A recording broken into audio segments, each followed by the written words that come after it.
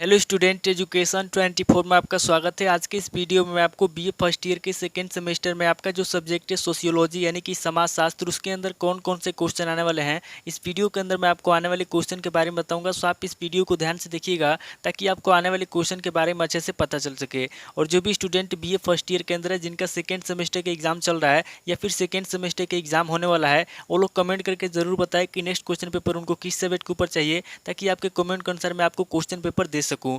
तो बिना किसी देरी के हम लोग शुरू करते हैं और सोशियोलॉजी के अंदर जो भी क्वेश्चन आने वाले हैं उन आने वाले क्वेश्चन के बारे में जानते हैं। तो यहाँ पे सबसे पहले हम लोग अति लघु उत्तरीय प्रश्नों के बारे में जानेंगे। तो अति लघु उत्तरीय प्रश्नों में पहले प्रश्न की बात की जाए तो यहाँ पे आपका पहला प्रश्न दिया हुआ है, रूपांतरण से आप क्या समझते हैं। पहला प्रश्न कह रहा है जो रूपांतरण है उससे आप क्या समझते हैं। यहाँ पे आपको सबसे पहले रूपांतरण के बारे में बताना है। अब अगली क्वेश्चन की बात की जाए तो यहाँ पे आपका दूसरा क्वेश्चन दिया हुआ है, माल्थस के जनसंख्या सिद्धांत की आलोचना कीजिए। दूसरा क्वेश्चन कह रहा है जो माल्थस के जनसंख्या सिद्धांत है, यहाँ पे आपको माल्थस के जनसंख्या सिद्धांत की आलोचना करना है। अब अगली क्वेश्चन की बात की जाए तो यहाँ पे आपका तीसरा क्वेश्चन दिया हुआ है, भारतीय समाज में स्त्रियों की स्थिति की विवेचना कीजिए। तीसरा क्वेश्चन कह रहा है जो भारतीय समाज है, यहाँ पे आपको भारतीय समाज में स्त्रियों की स्थिति की विवेचना करना है। अब अगली क्वेश्चन की बात की जाए तो यहाँ पे आपका चौथा क्वेश्चन दिया हुआ है, पिछड़ा वर्ग का क्या अर्थ है। चौथा क्वेश्चन कह रहा है जो पिछड़ा वर्ग है उसका क्या अर्थ है, यहाँ पे आपको पिछड़ा वर्ग का अर्थ बताना है। अब अगली क्वेश्चन की बात की जाए तो यहाँ पे आपका पांचवा क्वेश्चन दिया हुआ है, मध्यम वर्ग क्या है। पांचवा क्वेश्चन कह रहा है कि मध्यम वर्ग क्या है, यहाँ पे आपको मध्यम वर्ग के बारे में बताना है। अगली क्वेश्चन की बात की जाए तो यहाँ पे आपका छठा क्वेश्चन दिया हुआ है, संयुक्त परिवार को परिभाषित कीजिए। छठा क्वेश्चन कह रहा है जो संयुक्त परिवार है, यहाँ पे आपको संयुक्त परिवार की परिभाषा लिखना है। अब अगली क्वेश्चन की बात की जाए तो यहाँ पे आपका सातवां क्वेश्चन दिया हुआ है, हिंदू विवाह के स्वरूप बतलाइए। सातवां क्वेश्चन कह रहा है जो हिंदू विवाह है, यहाँ पे आपको हिंदू विवाह के स्वरूप बताना है। अब अगली क्वेश्चन की बात की जाए तो यहाँ पे आपका आठवां क्वेश्चन दिया हुआ है, जाति प्रथा की विशेषताएं बतलाइए। आठवां क्वेश्चन कह रहा है जो जाति प्रथा है उसकी क्या विशेषता है, यहाँ पे आपको जाति प्रथा की विशेषता बताना है। अब अगली क्वेश्चन की बात की जाए तो यहाँ पे आपका नवा क्वेश्चन दिया हुआ है, जनजाति क्या है। नवा क्वेश्चन कह रहा है कि जनजाति क्या है, यहाँ पे आपको जनजाति के बारे में बताना है। अब अगली क्वेश्चन की बात की जाए तो यहाँ पे आपका 10वां क्वेश्चन दिया हुआ है, प्रजाति का अर्थ एवं परिभाषाएं बतलाइए। 10वां क्वेश्चन कह रहा है जो प्रजाति है, यहाँ पे आपको प्रजाति का अर्थ बताना है और उसकी परिभाषा बताना है। अब अगली क्वेश्चन की बात की जाए तो यहाँ पे आपका 11वां क्वेश्चन दिया हुआ है, भारत को भौगोलिक दृष्टि से विभाजित कीजिए। 11वां क्वेश्चन कह रहा है जो भारत है, यहाँ पे आपको भारत को भौगोलिक दृष्टि से विभाजित करना है। अब अगली क्वेश्चन की बात की जाए तो यहाँ पे आपका 12वां क्वेश्चन दिया हुआ है, नगर अथवा नागरिक समुदाय क्या है। 12वां क्वेश्चन कह रहा है कि नगर अथवा नागरिक समुदाय क्या है, यहाँ पे आपको नगर अथवा नागरिक समुदाय के बारे में बताना है। तो टोटल आपके 12 क्वेश्चन हो गए जो आपसे अति लघु उत्तरीय प्रश्न में पूछे जाएंगे। अब आगे हम लोग लघु उत्तरीय प्रश्नों के बारे में जानेंगे। तो यहाँ पे लघु उत्तरीय प्रश्नों में पहले प्रश्न की बात की जाए तो यहाँ पे आपका पहला प्रश्न दिया हुआ है, सांप्रदायिक राजनीति क्या है। पहला प्रश्न कह रहा है कि सांप्रदायिक राजनीति क्या है, यहाँ पे आपको सांप्रदायिक राजनीति के बारे में बताना है। अब अगली क्वेश्चन की बात की जाए तो यहाँ पे आपका दूसरा क्वेश्चन दिया हुआ है, सामाजिक परिवर्तन की प्रकृति या स्वरूप संक्षेप में बतलाइए।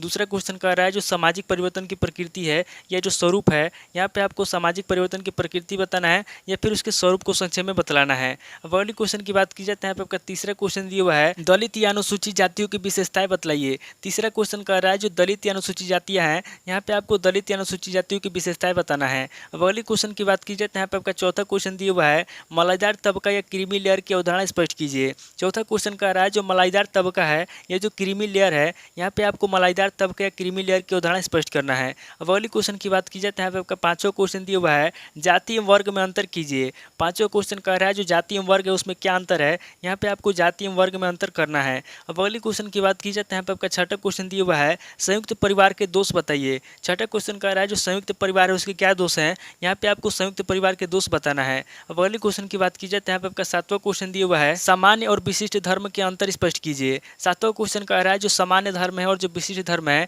यहाँ पे आपको सामान्य धर्म और विशिष्ट धर्म के अंतर स्पष्ट करना है। अब अगली क्वेश्चन की बात की जाए तो यहाँ पे आपका आठवां क्वेश्चन दिया हुआ है, हिंदू विवाह में बहिर्विवाह को स्पष्ट कीजिए। आठवां क्वेश्चन कह रहा है जो हिंदू विवाह है, यहाँ पे आपको हिंदू विवाह में बहिर्विवाह को स्पष्ट करना है। अब अगली क्वेश्चन की बात की जाए तो यहाँ पे आपका नवा क्वेश्चन दिया हुआ है, अनुलोम या कुलीन विवाह का अर्थ बतलाइए। नवा क्वेश्चन कह रहा है जो अनुलोम या कुलीन विवाह है, यहाँ पे आपको अनुलोम या कुलीन विवाह के बारे में बताना है। अब अगली क्वेश्चन की बात की जाए तो यहाँ पे आपका 10वां क्वेश्चन दिया हुआ है, प्रतिलोम विवाह क्या है। 10वां क्वेश्चन कह रहा है कि प्रतिलोम विवाह क्या है, यहाँ पे आपको प्रतिलोम विवाह के बारे में बताना है। अब अगली क्वेश्चन की बात की जाए तो यहाँ पे आपका 11वां क्वेश्चन दिया हुआ है, जाति प्रथा के दोष एवं हानियां बताइए। 11वां क्वेश्चन कह रहा है जो जाति प्रथा है उसके क्या दोष है क्या हानि है, यहाँ पे आपको जाति प्रथा के दोष एवं हानि बताना है। अब अगली क्वेश्चन की बात की जाए तो यहाँ पे आपका 12वां क्वेश्चन दिया हुआ है, भारतीय जनजातीय समस्याओं के प्रमुख कारण बताइए। 12वां क्वेश्चन कह रहा है जो भारतीय जनजातीय समस्या है उसके प्रमुख कारण क्या है, यहाँ पे आपको भारतीय जनजातीय समस्याओं के प्रमुख कारण बताना है। अब अगली क्वेश्चन की बात की जाए तो यहाँ पे आपका 13वां क्वेश्चन दिया हुआ है भारत में सांस्कृतिक एकता की विवेचना कीजिए। 13वां क्वेश्चन कह रहा है जो भारत में सांस्कृतिक एकता है, यहाँ पे आपको भारत में सांस्कृतिक एकता की विवेचना करना है। अब अगले क्वेश्चन की बात की जाए तो यहाँ पे आपका 14वां क्वेश्चन दिया हुआ है समाजशास्त्रीय परिप्रेक्ष्य क्या है। 14वां क्वेश्चन कह रहा है कि समाजशास्त्रीय परिप्रेक्ष्य क्या है, यहाँ पे आपको समाजशास्त्रीय परिप्रेक्ष्य के बारे में बताना है। अब अगले क्वेश्चन की बात की जाए तो यहाँ पे आपका 15वां क्वेश्चन दिया हुआ है कस्बा से आप क्या समझते हैं। 15वां क्वेश्चन कह रहा है जो कस्बा है उसे आप क्या समझते हैं, यहाँ पे आपको कस्बा के बारे में बताना है। तो टोटल आपके 15 क्वेश्चन हो गए जो आपसे लघु उत्तरीय प्रश्न में पूछे जाएंगे। अब आगे हम लोग दीर्घ उत्तरीय प्रश्नों के बारे में जानेंगे। तो यहाँ पे दीर्घ उत्तरीय प्रश्नों में पहले प्रश्न की बात की जाए तो यहाँ पे आपको पहला प्रश्न दिया हुआ है गाँव की अवधारणा स्पष्ट कीजिए एवं ग्रामीण जीवन की विशेषताएं बतलाइए। पहला प्रश्न कह रहा है जो गाँव है, यहाँ पे आपको सबसे पहले गाँव की अवधारणा स्पष्ट करना है, उसके बाद आगे आपको ग्रामीण जीवन की विशेषता बताना है। अब अगले क्वेश्चन की बात की जाए तो यहाँ पे आपका दूसरा क्वेश्चन दिया हुआ है ग्रामीण नगरीय जोड़ पर एक निबंध लिखिए। दूसरा क्वेश्चन कह रहा है जो ग्रामीण नगरीय जोड़ है, यहाँ पे आपको ग्रामीण और नगरीय जोड़ पर एक निबंध लिखना है। अब अगले क्वेश्चन की बात की जाए तो यहाँ पे आपका तीसरा क्वेश्चन दिया हुआ है भारतीय समाजशास्त्र में संरचनात्मक प्रकारात्मक परिप्रेक्ष्य की विवेचना कीजिए। तीसरा क्वेश्चन कह रहा है जो भारतीय समाजशास्त्र है, यहाँ पे आपको भारतीय समाजशास्त्र में संरचनात्मक तथा प्रकारात्मक परिप्रेक्ष्य की विवेचना करना है। अब अगले क्वेश्चन की बात की जाए तो यहाँ पे आपका चौथा क्वेश्चन दिया हुआ है भारत की प्रमुख प्रजातियां बतलाइए। चौथा क्वेश्चन कह रहा है जो भारत की प्रमुख प्रजातियां हैं, यहाँ पे आपको भारत की प्रमुख प्रजातियों के बारे में बताना है। अब अगले क्वेश्चन की बात की जाए तो यहाँ पे आपका पांचवा क्वेश्चन दिया हुआ है भारत में जातिगत विभिन्नताओं को बताइए। पांचवा क्वेश्चन कह रहा है जो भारत में जातिगत विभिन्नता है, यहाँ पे आपको भारत में जातिगत विभिन्नता को बताना है। अगले क्वेश्चन की बात की जाए तो यहाँ पे आपका छठा क्वेश्चन दिया हुआ है भारत की जनजातियों का भौगोलिक या प्रादेशिक वर्गीकरण कीजिए। छठा क्वेश्चन कह रहा है जो भारत की जनजातियां हैं, यहाँ पे आपको भारत की जनजातियों का भौगोलिक या प्रादेशिक वर्गीकरण करना है। अब अगले क्वेश्चन की बात की जाए तो यहाँ पे आपका सातवां क्वेश्चन दिया हुआ है हिंदू विवाह क्या है, उसके उद्देश्य और विशेषताओं की व्यवस्था कीजिए। सातवां क्वेश्चन कह रहा है कि हिंदू विवाह क्या है, यहाँ पे आपको सबसे पहले हिंदू विवाह के बारे में बताना है, उसके बाद आगे आपको उसके उद्देश्य के बारे में बताना है और उसकी विशेषताओं की व्यवस्था पर प्रकाश डालना है। अब अगले क्वेश्चन की बात की जाए तो यहाँ पे आपका आठवां क्वेश्चन दिया हुआ है हिंदू विवाह में हो रहे नवीन परिवर्तनों का वर्णन कीजिए। आठवां क्वेश्चन कह रहा है जो हिंदू विवाह है, यहाँ पे आपको हिंदू विवाह में हो रहे नवीन परिवर्तनों के बारे में बताना है।